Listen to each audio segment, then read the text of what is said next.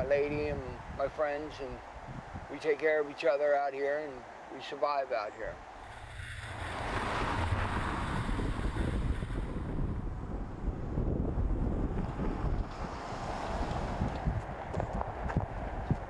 I've actually only been homeless for 2 or 3 months, and I didn't have a bad childhood.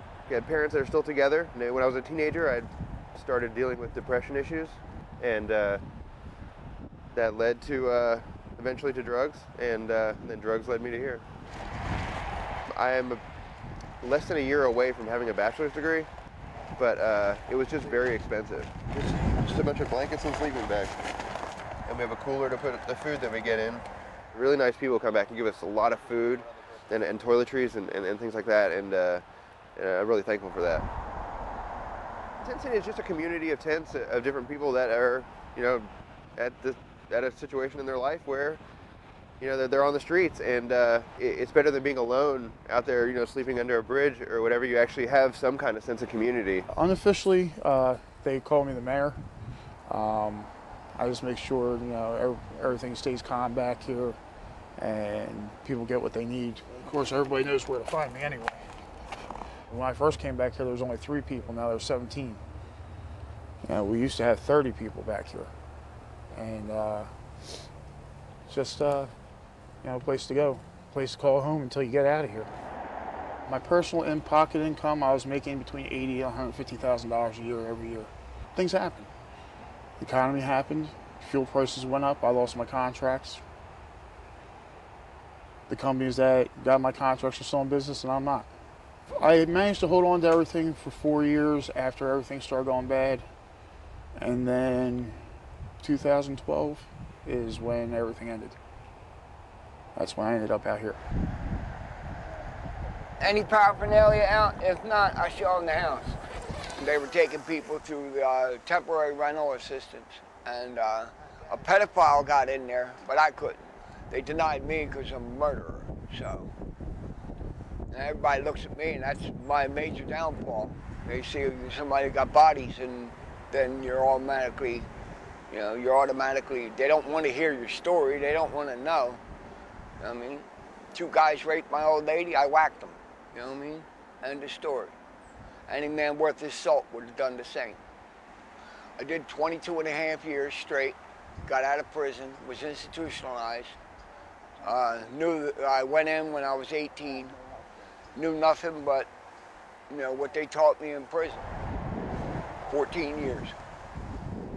Well, not here, but in the area, 14 years. The streets aren't safe, especially here. I had somebody open fire on me with a 45. It was from about 20 feet away. I don't know how those bullets missed me. In this city, the drug influence here is enormous. It's actually pretty bad. That's what I get to listen to all day long. So I avoid it by staying to myself all day. Honestly, I'm looking for work, trying to get out of here. I've been looking for work for 2 years. So when's the last time you were employed? Legally? Never. I've never had a legal, everything's under the table. It's not a good situation. I wouldn't wish it on anybody, I'll tell you that much. I have family that's will bring me back at any time, and that's what I'm gonna do. But you have to be mentally prepared, and I'm in the process of getting mentally prepared to do that. Woo! We buy propane. I have a heater, propane heater. I wake up every morning with frozen shoes. It feels like I'm putting on wooden clogs, but and it's freezing cold every night. But you deal with it. We deal with it when you have to. There's a respect that you don't steal from another homeless person, nothing like that. He decided one day that he wanted my propane canister, so he came and he ripped the door off of my tent that was locked and took the propane out in the middle of the day and took it to his tent, and then left me with a tent that I can't close at night. Yeah, I went over there and took my boys. The dude you was just talking to, I told him, I said, look, man, I need some propane.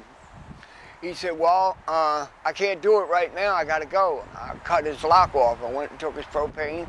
He came back and got it a couple hours later. You know what I mean? Gotta keep warm. He got compensated for it. He's the most awful human being I've ever met in my life, and he stays about 10 feet that way. But the other people, you know, they're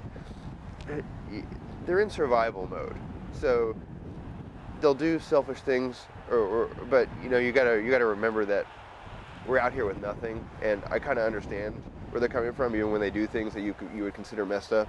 But you can tell who's a good person and who's not. And there are a lot of good people out here who are just in bad situations.